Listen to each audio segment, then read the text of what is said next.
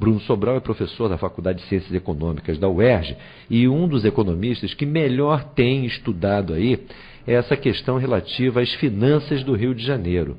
E a preocupação maior é que o governador Witzel andou inventando aí que o chamado plano de cargos e salários da UERJ poderia ser um obstáculo à recuperação financeira e fiscal do Rio de Janeiro. O professor Bruno Sobral tem um outro ponto de vista. Professor Bruno, bom dia. Bom dia, Paulo. Bom dia a todos os ouvintes. Professor Bruno, qual é a sua visão real sobre essa situação financeira do Estado do Rio de Janeiro como um todo e particularmente esse problema que me parece o Witzel está inventando a respeito de se aceitar, de se ratificar na prática o plano de cargos e salários dos docentes da UERJ? Bem, então, a primeira coisa a falar, né, para quem já está acompanhando esse quadro já há alguns anos, né, é reforçar que o Rio ele não está tendo uma saída para a sua crise, né, a especificidade da sua crise, né. O que se fez foi um alívio, né? Um alívio que provavelmente, né, daqui a algum tempo, vai de novo os efeitos dele serem sentidos a gravidade do quadro do Rio de Janeiro, né? Ô Bruno, você está se referindo a esse acordo que na prática Exatamente. Suspendeu os pagamentos aí da dívida do Estado do Rio de Janeiro com o governo federal por 3 anos, não é isso? Até pelo fato de que essa dívida está sendo acumulada e se torna muito mais difícil de pagar quando você voltar a ter que pagar ela, isso já começaria no que vem, mesmo se o acordo fosse renovado, né? Por isso que eu gosto de salientar que o problema não é só a renovação do acordo, mas de fato seria a renegociação dos termos do acordo. E ao eles colocarem essas questões, como essa mesmo que você mencionou da UERJ, a minha avaliação é que eles estão botando um bode na sala para exatamente dificultar toda a pressão que se poderia fazer para não só uma renovação, mas de fato uma renegociação dos seus termos. Vai ficar tão difícil, já vai ficar difícil só renovar, que você não vai ter nem forças para discutir renegociar. Entendo. Agora, essa renovação, inclusive, ela pode se dar em condições muito mais graves, porque se cumprirem com as exigências que são feitas atualmente, como, por exemplo, venda de ativos, isso não vai nos afetar em termos de geração de caixa no futuro? Não, vai afetar não só isso, Paulo, mas como, por exemplo, né, aproveitando a questão que você falou da UERJ ali, né, você começa a colocar algumas questões na mesa que elas não são, na verdade, fundamentais para a recuperação fiscal do Estado, né? Então você começa a fazer uma expressão que acho que a melhor forma de falar isso é você passar a tutelar o Estado para uma visão fiscalista, né? Uma visão que você quer, então, impor toda aquela discussão da austeridade como uma lei acima, inclusive, dos direitos constitucionais, né? Então, ou seja, o direito ao serviço público de qualidade, que tem um servidor sendo bem tratado, né? Isso tudo passa a ser questionado. E, em particular, nessa questão da UERJ, acho que é importante o detalhamento, né? Não há a questão que está sendo colocada nos jornais, né? Você mencionou na sua fala inicial que era o Witzel que está inventando isso. Na verdade, não é o Witzel que inventou, né? O Witzel apenas, e isso é grave, né? Não está do lado dos servidores da UERJ quando ele passa a querer questionar e seguir a interpretação do Conselho de Supervisão. Né? Quem inventou isso foi essa galera, podemos dizer, os tecnocratas, né? Que estão associados a essa visão de austeridade, uma coisa que já está há alguns anos, né, ganhando bastante força no país, né? E a gente tem que, de fato, entender esse conceito para poder, de fato, enfrentar isso nas diversas dimensões. Em particular, no caso da UERJ, né, estão inventando que o servidor está aumentando o seu salário, que você está levando maior despesa para o orçamento público, quando, na verdade, essa lei de 2018 ela não tem impacto fiscal. Está claro isso na justificativa da lei, né? A única coisa que ela faz, e foi a forma que ali orientaram para a gente aceitar, é criar uma lei para explicar melhor uma lei de 2012. É só isso. Ela, na verdade, ela explica melhor uma lei que já deveria estar clara lá em 2012, só que em 2012, apesar de ter tido a vitória naquele momento, a Procuradoria do Estado ela passava a questionar a lei, e ela judicializou a lei, né? Ou seja, a questão da dedicação exclusiva, que aí faz com que a gente não tinha o direito de levar para a aposentadoria esse valor de dedicação exclusiva, onde todas as universidades que têm dedicação exclusiva têm isso já no salário bruto.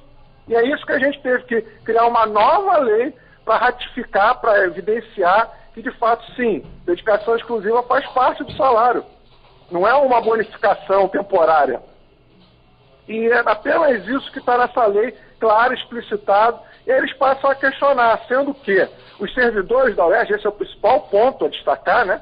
Os servidores da UERJ, mesmo desde lá de 2012, eles já são descontados em contra-cheque. Então esse é o contrassenso. Você pagava um valor para aposentadoria, só que quando você se aposentava, você não recebia. A lei veio para corrigir isso, né? Porque exatamente aí o governo, e aí que podemos dizer, desculpe, é uma sacanagem, né, que se faz, às vezes, né, com a galera da imprensa, jornalistas, fala, aí o governo tem que procurar de onde vai tirar esse dinheiro para o ônus da UERJ.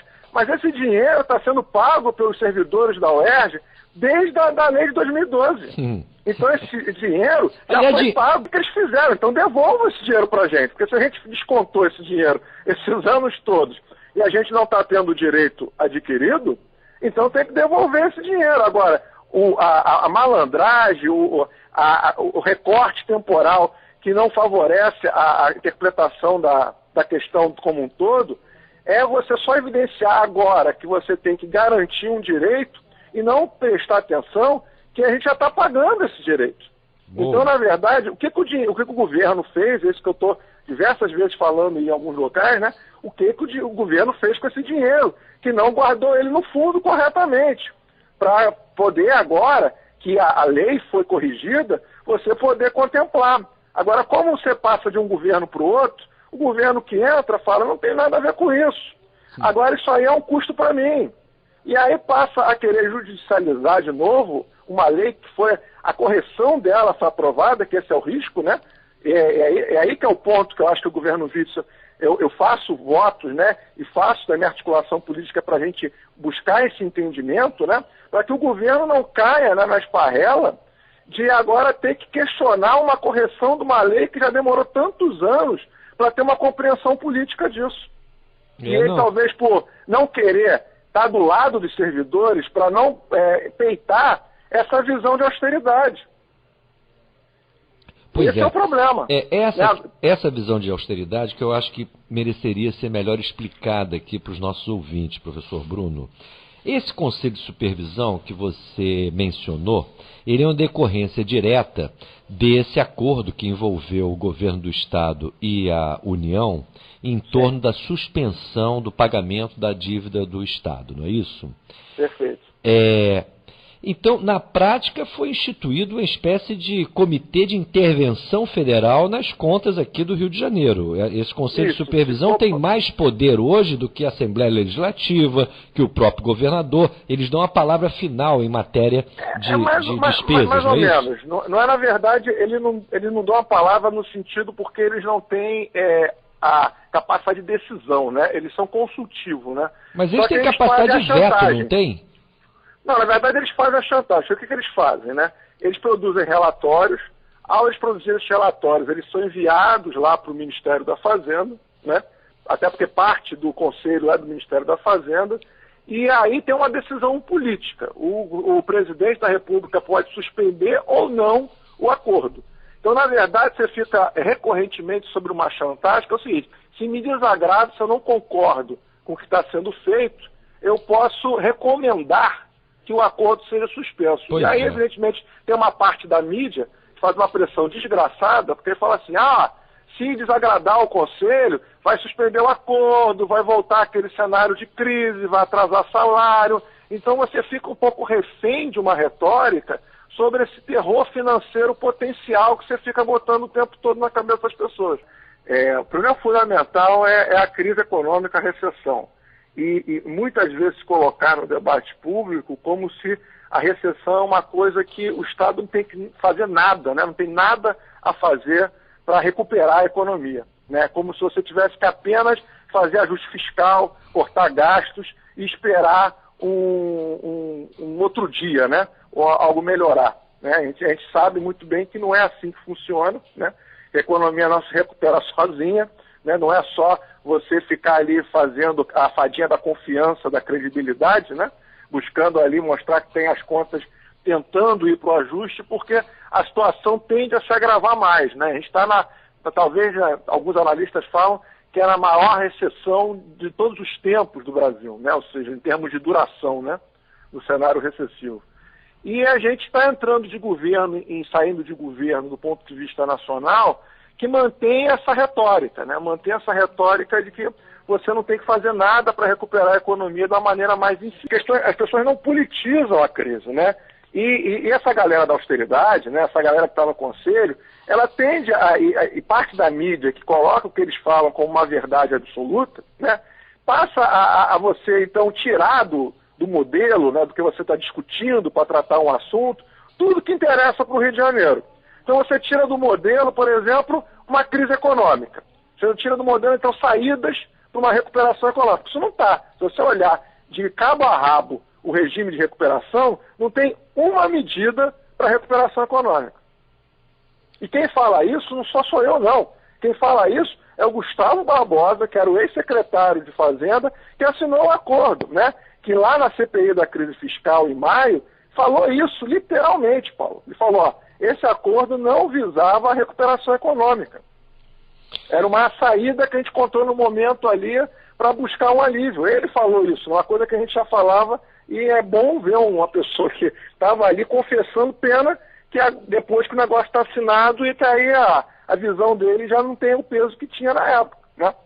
Mas, então, primeiro é isso, tirou do modelo tudo que é necessário discutir para a recuperação econômica do Estado.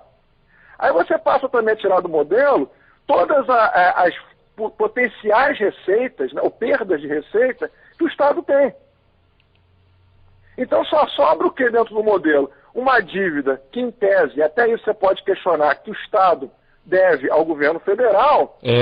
Porque tem essa questão também da origem da dívida, claro, né? Absolutamente questionável. E o que você pode cortar a carne para pagar isso. Assim, pagar isso nesse cenário onde a arrecadação tributária ela não tem uma melhora significativa, né? Porque a melhora que teve nos últimos anos, e é claro que a gente tem que ser honesto de reconhecer, foi por causa dos royalties. Então, não tem uma melhora no sentido de uma trajetória de CMS sustentada, porque a economia está se recuperando, as indústrias estão voltando a produzir, grandes investimentos, não tem isso.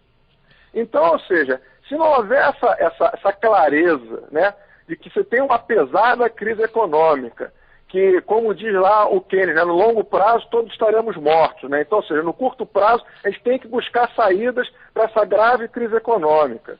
Que o Estado do Rio de Janeiro, ele não é uma coisa que está fora da federação, né? Então, ou seja, ele está dentro da federação e precisa ser contemplado nos seus recursos.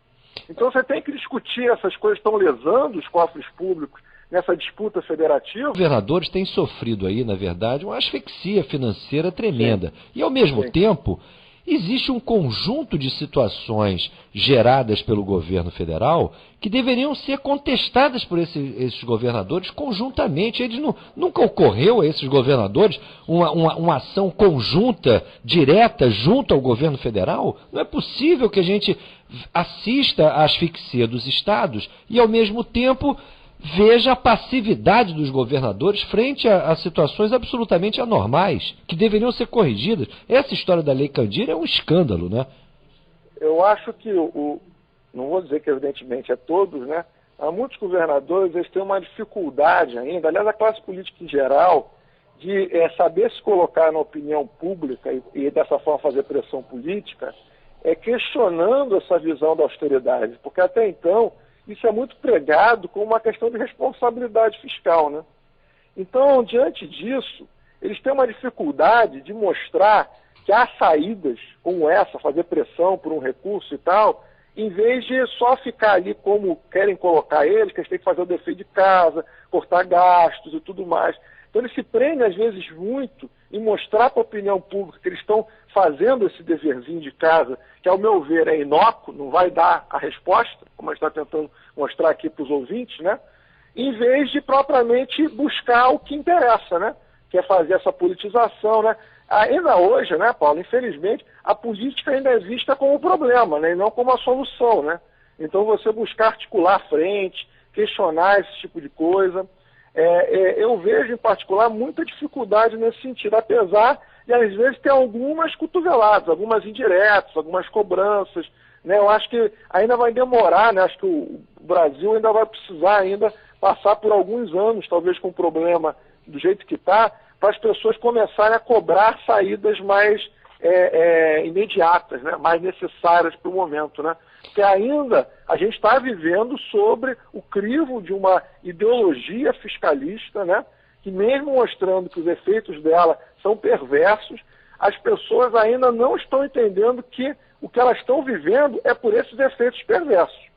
Elas acham que estão vivendo por outras coisas, sei lá, por imoralidade, porque os políticos são tudo irresponsável mesmo. Então começa a vir essas frases, esses juízos morais, em vez de entender que é pela política, é pela construção de entendimento, para esses recursos poderem vir para os estados. E muitas vezes tem uma série de injustiças que não estão sendo enfrentadas. Infelizmente, aquela idiotia, Bruno, que foi difundida amplamente na época do Fernando Henrique, principalmente pelo senhor Pedro Malan, de que um governo é semelhante a uma família, né? Esse tipo de besteira, eu acho que entrou na cabeça aí dos nossos dirigentes, e infelizmente eu quero dizer o seguinte: a gente precisa, na verdade, de governadores e não de donas de casa, né? Já que essa lição aí do Pedro Malan entrou firme. Para achar que o Estado é igual a elas, né? Esse que é o problema, né? É o fim da picada, né? E esquece que o Estado ele vive exatamente de antecipar gasto, né? Ele tem que fazer gastos na frente, né? Lógico. Ele não é igual a gente que gasta o que a gente recebe com o nosso salário. É o contrário, né? Bruno, é sempre um prazer te ouvir aqui no programa. Valeu. A gente tem que voltar, eu acho que com mais profundidade, a esse imbróglio financeiro aqui, que na verdade é um imbróglio político aqui do Rio de Janeiro, para melhor esclarecer a opinião pública. De qualquer maneira, eu te agradeço muito essa oportunidade. Um forte abraço para você. Agradeço você, Paulo, agradeço os ouvintes, né? E aí, como mensagem final, é importante dizer, se a gente não buscar esse entendimento político, começa essas perversidades, que é o Estado, por exemplo, o governo do Estado, querer se financiar, por exemplo, às custas do servidor público. Né? Ficar com o dinheiro do servidor.